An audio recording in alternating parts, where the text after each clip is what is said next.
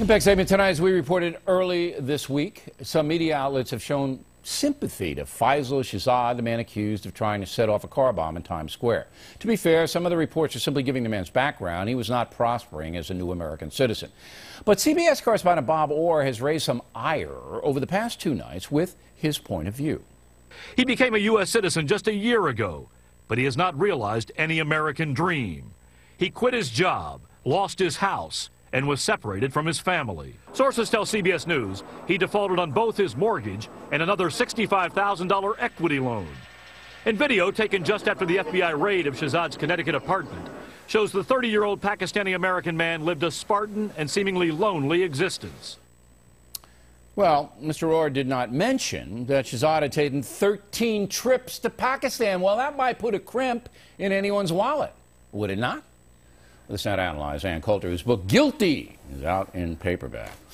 You see, there's no question they're doing it. Mm-hmm. Okay, we have it on tape. Yes. They're doing it. They're not saying this is a madman, he should be hung. These Islamic jihadists are threatening our lives. They're not saying that, they being the mainstream media in general. But Mr. Orr goes out of his way to say, hey, you know, this guy had a hard life and he was down on his luck. And that doesn't mention 13 trips to Pakistan. It is not cheap to get to Pakistan. Maybe if he only took 2, he could have paid his mortgage. Yes, which apparently he was very upset about that being foreclosed on. Well, you have to understand, Bill, they're working through their grief of the car bomber not being a Tea Partier, which the mainstream media was so rooting for if they could find the right-winger within 1,000 miles of the Tea Party. I think that's true for a large extent. But even if that's true, even if they wanted it to be another militia-type situation, when you have the fact, that this guy is an Islamic extremist, yes, why are you still trying to make him sympathetic? For what reason? Right. And he had a wife and a child. It was very upsetting that he was foreclosed on. But the funny thing about these sympathetic portrayals we're getting in the media is the more and more they describe him as, you know, completely normal and was buying into the American way of life, they are unintentionally leaving us with one conclusion. So the one thing that sets him apart from the rest of us, oh, he was a Muslim. That's not the answer they want. They spent all this time saying it's not Islam, it's not Islam, it's poverty. Well, apparently it's not poverty. Apparently it's not being able to live in the U.S. They don't realize what direction they're pushing this whole discussion. And okay, the one thing that sets him apart and sets the army doctor apart and sets the subway bomber apart and the diaper bomber apart, what do they all have in common? One's a doctor, one is being foreclosed on, one's living abroad, one just became a citizen last year. Huh. They're all Muslims. Okay, but that's obvious. All right, what isn't obvious It isn't obvious to the mainstream media because they have no idea what they're doing.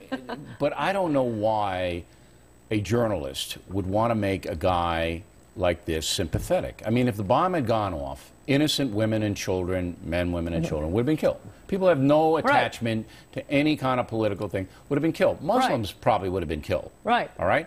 So why are you going out of your way to say he didn't realize the American dream, he got foreclosed on, he only had 3 shirts in his closet? Right. For what reason? Well, you always bring the mainstream media crazy portrayals of, you know, whomever, a late-term abortionist, the Muslim terrorist, criminals, because you should read Trees, and it's all in that massive bestseller of mine, because liberals always they have an instinct to root for barbarians against civilization. They always do it. Why did they take the side of the Soviet Union for 20 years? Is it because they feel that America has brought the terrorism on itself by not giving Faisal a free home or more coats?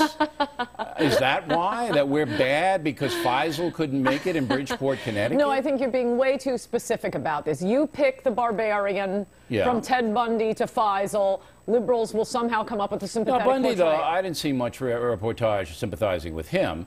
But on this end, no, not only did you was see the Contessa Brewer soundbite from NBC? Can we please replay it? Yes, I've seen it 100 times, but I'd like to see it again. No, I don't want to see it again. But this woman was profoundly disappointed that it was a Muslim terrorist. And I'm going, all right, why? Now, if she had said, because I respect the Islamic religion and the Arab culture and I don't want it run down anymore, I could have understood that. I mean, maybe Ms. Brewer respects that culture. But you know Could what be. culture they don't respect? They don't respect Christian culture. They don't respect American but let's culture. just take And you Ms. are Brewer. absolutely Let's wrong take about Ms. Ted Bundy. Let's take Ms. Brewer, though. But if she does respect Islamic culture, how do you explain how they treat women, Ms. Brewer? Okay, so there's this chaos and confusion about why these people do what they do. And I'm talking to media. I'll give you the last word. No, there isn't. You keep complicating things by trying to look at this rationally and not seeing and not accepting my perspective on this. You will find liberals always rooting for savages against civilization. If you accept that, none of this will confuse you. They didn't root for Nazis against civilization. Oh, yes, they did. Liberals rooted for Nazis? Absolutely, absolutely. It is all in treason. Reread treason. It was only when Hitler invaded their precious Soviet Union that at the last minute they came in and suddenly started saying, oh, no, now we have to fight Hitler. You're absolutely wrong about that. Bottom line on this is that liberal people will always root for barbarians against civilization. Yes, I have an entire book on that theme. Okay. Treason. Called Treason. Okay. And Coulter, everyone. Thank you, Ann. We provocative as always.